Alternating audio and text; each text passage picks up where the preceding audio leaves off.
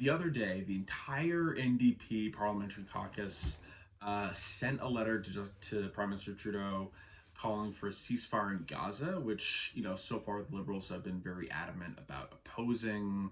And in the letter, they call for humanitarian aid to Gaza, an end to arms sales to Israel, and to work with partners to end illegal arms transfers to Hamas. So, okay, stop arms to Israel, stop arms to Hamas.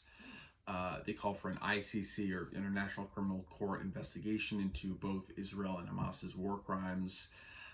And they call for an end to Israel's occupation of Palestine and a renewed commitment to the peace process and just peace for both Israelis and Palestinians. And they also condemn Hamas's terrorism and Israel, as well as Israel's violations of international law and the more recent, really violent, intensifying of settler violence in the West Bank against Palestinians there, saying, quote, "This is the worst crisis in the Middle East in our lifetimes, and your government, the Trudeau government, is failing to meet this moment." And this is a really nice light incident. The NDP, or more specifically, I feel like I should say the federal NDP, as someone who's in Ontario right now, where you got a bit of a different situation. The federal NDP has been surprisingly good and strong on this issue, especially because, given their typical history on Palestine that I'll try to get into in a bit. So, for instance, Jewish Lakota MP Leah Gaedson, who's also the party's gender equality critic, she made this very powerful speech in the House of Commons about her family and condemning the war in Gaza, and very, strongly calling out Israel. I remember the story of my father, a Holocaust survivor. After arriving in Canada, he and my grandmother would hide under the table when they heard a plane because they were worried about being bombed. My grandmother and father were riddled with trauma. My grandmother as a survivor of the concentration camps, and my father as a child in hiding during the war. My father became a peace activist. In fact, he lost a teaching job in the 60s after he refused to take off his peace button. I think of the families and children in Gaza right now who will lose their whole family as a result of war, and the Israeli children being held hostage who will live with similar trauma as my grandmother and father. I know if my dad and grandmother were alive, they would be calling for an immediate ceasefire. They would not want anyone to endure what they had to in life. In honor of my father, Albert Gazan, and my grandmother, Gina Gazan, I call for a ceasefire now, the release of all hostages, and not to disrespect their legacies as Holocaust survivors to justify ethnic cleansing, not in their names. Thank you, Mr. Speaker. And that kind of rhetoric has been more or less kept up by MPs across the NDP leadership team, the shadow cabinet, including Nikki Ashton, who's pretty much always been great, but also Heather McPherson, and to a bit of a lesser extent, or a less passionate level, even Jagmeet Singh has kind of been following that, which is generally he's not that big on this issue. So that's a very to me that's a very big thing. Canada must be a voice for peace and justice. As the representative of UNRWA has said, history will ask us why the world did not have the courage to act decisively and stop this hell on earth. What on earth is the difference between a humanitarian pause and a ceasefire? Stop dropping bombs on kids. That's the same thing. Why can the government not use the words ceasefire? Why can't they say what so many people in our country have been urging them to say? Ceasefire. We need a ceasefire now. And if you need to call it a humanitarian pause, you're going to have to explain why that's different than a ceasefire. For years, New Democrats have asked Canada to end arms sales to Israel while the occupation continues. For years, we've been asking them to condemn illegal settlements, to call for an end to settler attacks, to ban trade of products from illegal settlements, to end the blockade of Gaza. And the Liberals have remained silent. Once again, call for a ceasefire. The children of Palestine need you to stand. International law must be upheld and respected. Make no mistake, collective punishment is a violation of this law. Canada must insist that all those who broke these laws are held accountable, even those nations we have called friends. Canada must call for a ceasefire to end the killing of innocent civilians in Gaza immediately. We cannot allow for the continuing dehumanization of an entire population. When we stop seeing each other as humans, when we stop believing that each life has value, this is when the seeds of genocide take hold. And Heather McPherson, who is the NDP's foreign affairs critic, she's been particularly outspoken on this. So yesterday she tweeted in response to Israel's bombing of the Jabalia refugee camp that, quote, "the massacre of innocents is horrifying and unjustifiable." And just as far as the Gaza war, as of today, 9,061 Palestinians have been killed. That includes 32,000 have been injured, 3,700 of those being children, and that means that a child is killed like at least every 10 minutes in Gaza right now. And also, according to the UN, that's more than the entirety of children killed in all armed conflicts globally for each of the last 3 years. So not the last 3 years combined, but more than 2022, more than 2021, more than 2020. And there's also been 31 journalists who've been killed since the October 7th terrorist attacks. 134 have been killed in the West Bank, which isn't even controlled by Hamas. And meanwhile, around 1,500 Israeli civilians were killed in those terrorist attacks on October 7th, and 18 Israeli soldiers have been killed since the ground invasion to Gaza started. And Israel, more recently, like I mentioned just now, they bombed the Jabalia refugee camp for the last 3 days straight. Originally in this ultimately successful attempt to kill a single Hamas commander, Mohammed Assar, who was the head of Hamas's anti-tank missile unit. And those strikes, again, over 3 days, ultimately killed just under 200 people, with another 100 missing. And today, Israel bombed another refugee camp, the Barej refugee camp, which is like comparatively smaller, about 46,000 UN registered refugees, and that strike killed 15 people. The Israeli artillery also keep firing right now. Hundreds, not dozens, hundreds of people are under the rubble, injuries and casualties. And according to the Gaza Civil Defense Force, which is, obviously linked to Hamas, that strike hit a residential building, with residents reporting scores of people trapped under the rubble there. And so also in Canada, the other day, a number of community leaders spoke on Parliament Hill calling for a ceasefire. Imagine the city of Toronto was bombed nonstop 24/7 for the past 3 weeks. Imagine if no Torontonian was allowed to leave. Imagine if all of Toronto's residents were forced into an area smaller than Scarborough with bombed out roads and collapsed buildings everywhere. Imagine if all supermarkets in that area were empty and you had to spend hours searching for a single loaf of bread. Imagine if through all of this there was no electricity and barely any water. This is the reality the people of Gaza are living right now. I'd like to ask the Prime Minister, Cabinet, and his fellow world leaders, with respect, when is your conscience going to wake up? When are you going to be unable to sleep at night? When are you going to call for an immediate ceasefire? We urgently call upon the Prime Minister and his Cabinet, opposition party leaders, and all members, along with all Canadians, to demand 3 things. Number 1, an immediate ceasefire. Number 2, passage of life-saving humanitarian aid. And number 3, protection of civilians in accordance with international law. And so just back to the NDP stuff, like seeing this kind of rhetoric coming out of the NDP, like as a progressive who's been part of the NDP before, I've been to events and conventions, used to be a member of the party when I supported Nikki Ashton in her leadership bid. I've also been a member of the Green Party.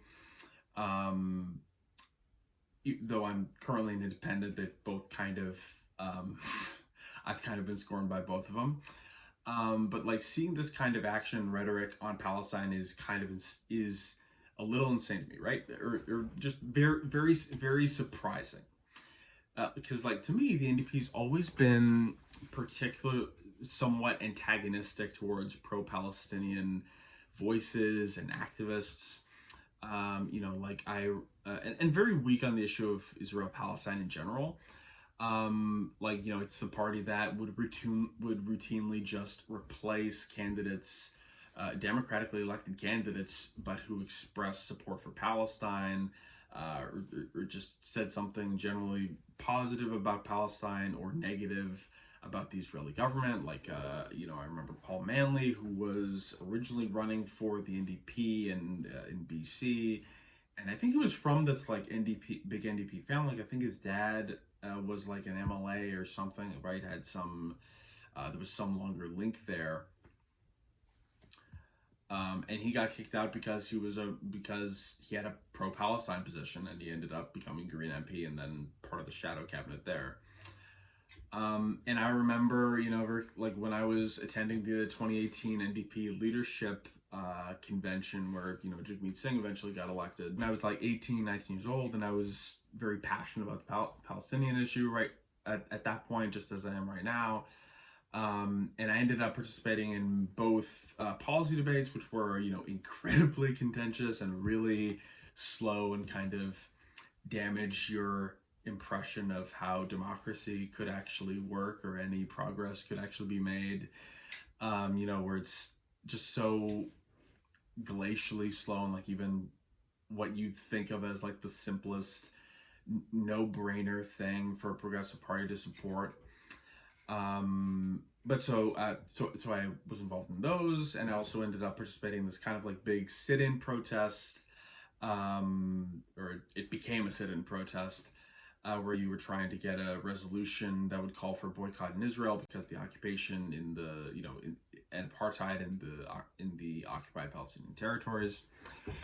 And the attitude from the party establishment was always very antagonistic and, very unwilling to do anything significant on the issue of Israel Palestine. So like to be at this point where you have not just individual backbench MPs, who don't have much to lose, but to have, and who associate more with like the further left flank of the party expressing that kind of sentiment, but like to not only have shadow candidate MPs like Leah Gaedzen and Nikki Ashton, but to have like virtually the entire like at least parliamentary establishment of the party having this outspoken pro-Palestinian activism is amazing, and it's like we'll see how much of it is followed up by action, right? Like like we see with Trudeau and with Biden, you can say and they're obviously saying much better things than anything Trudeau or Biden are saying, right?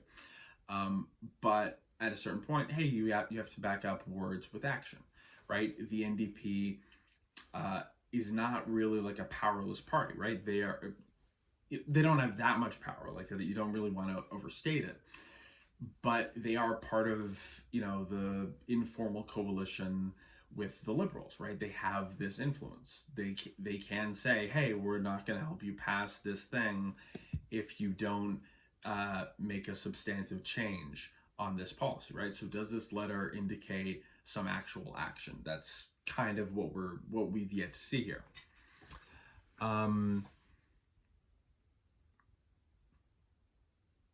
But yes, we have all of these like establishment NDP MPs expressing these like surprisingly strong statements on the war in Gaza, fiercely condemning like what the Israeli government's doing right now, attacking the Trudeau government for being complicit in it and not doing anything.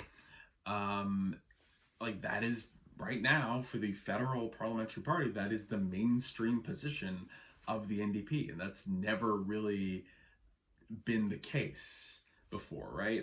Like there would be like resolutions passed, like the membership has always been very, or maybe not always, but has for at least all the time I've been aware of it, that's always been like a very big thing for a lot of New Democratic people. that really does show like how far that really does show you how far this has all come. Like a lot of times you kind of feel like, okay, this is going nowhere, we're not making any progress, this, we should just give up on this party. But sometimes, yeah, you do have that slow progress, but progress nonetheless. Like and like a number of people, like Evie Lewis pointed out on Twitter, it is 100% like this result of this endless, tireless, never-ending activism of pro-Palestinian people in Canada, in the NDP, who've kept up that, demanding that consistent pressure, um, to the point where the party establishment knows they can't keep ignoring these people, keep sitting on the fence, especially when you look at those polls of especially NDP voters who have consistently extraordinarily strong views about Palestine, right? That you like, if you're the party leadership, you can't just keep striding the fence like that. And it's especially interesting seeing, Heather McPherson being one of the most outspoken pro-Palestinian voices here, because I very clearly remember, this period where, the previous NDP foreign affairs critic, or like a couple, critics ago, Hélène Lavaudière was basically like one of the top, it's like top enemies of of this, like, more left and like pro-Palestinian flank of the NDP grassroots membership, specifically because of how awful and conservative they thought she was in Israel Palestine. And like I remember the NDP Socialist Caucus, who admittedly are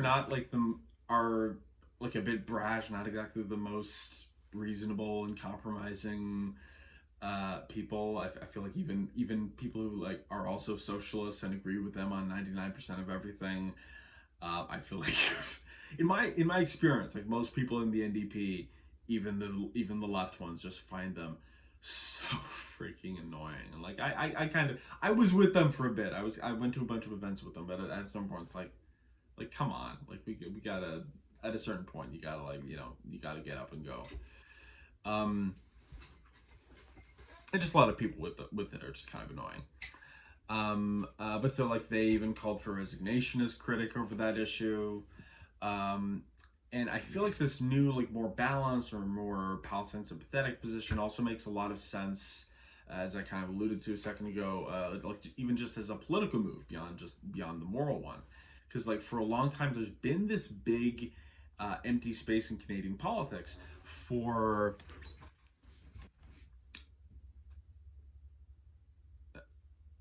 like not even necessarily a pro-Palestinian position, but just like a more balanced position that takes into account both sides, and isn't just exclusively taking the Israeli side, which has been what the liberals and conservatives have been doing for years.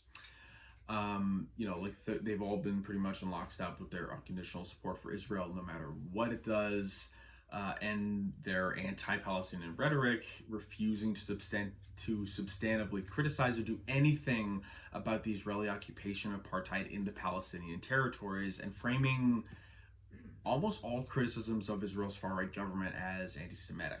And polls consistently show that that is not the consensus among Canadians, the way you might assume by looking at question period, House Commons, and the establishment of the in our establishment parliamentary politics. So like, for instance, 94% of Canadians say imposing sanctions on Israel for its human rights abuses would be reasonable. So like, not necessarily saying, hey, we should definitely impose sanctions today, but like, hey, this is within the realm of acceptable political opinion, which would be if the liberals and conservatives heard that, they would just find that insane. It would be totally out of the question. Why are we even talking about this, right? And on the actual question of that, of should we impose sanctions on Israel, that has a 42% plurality for Canadians, that say we should impose economic and or diplomatic sanctions on Israel. That's 68% of NDP voters. So that's definitely like a no-brainer for the NDP. And it also actually has support of the majority of all progressive parties except for the Liberals. 70% of people say comparing Israel to apartheid South Africa was not anti-Semitic. Again, that would just be considered totally insane and beyond the pale by the liberals and the conservatives. Like Trudeau, Trudeau even thinks that supporting a boycott against Israel is anti-Semitic. And a recent poll also revealed that a plurality of Canadians, that's 41% here, don't think Canada should support Israel's current brutal war in Gaza. So definitely there's like 40-something percent, at least like soft, I wouldn't even say pro-Palestinian, but very critical of Israel. Like there's this clear plurality here, at least.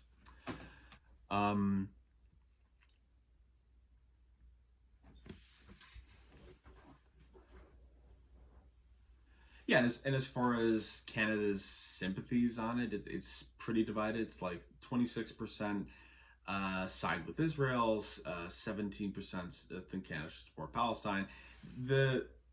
I guess not even the majority, but the vast plurality of 48% just don't think Canada should pick a side, or don't, or at least don't really support either side.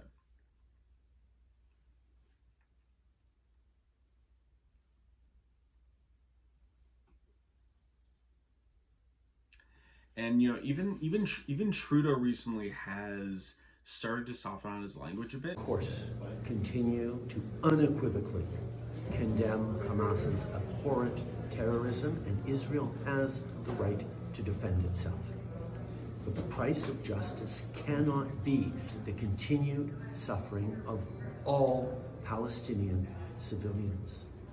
We are deeply concerned by the catastrophic impact on the population in Gaza, particularly on children. But I think it is important to note that doesn't actually mark any change in government policy. It's equivalent of when Biden or these other liberal politicians make these, kind of meaningless virtue signaling, or almost meaningless virtue signaling statements about how, they're very concerned about the genocide of Palestine, while they're still doing nothing to stop it, or even willing to say so much as, war is bad, killing is wrong.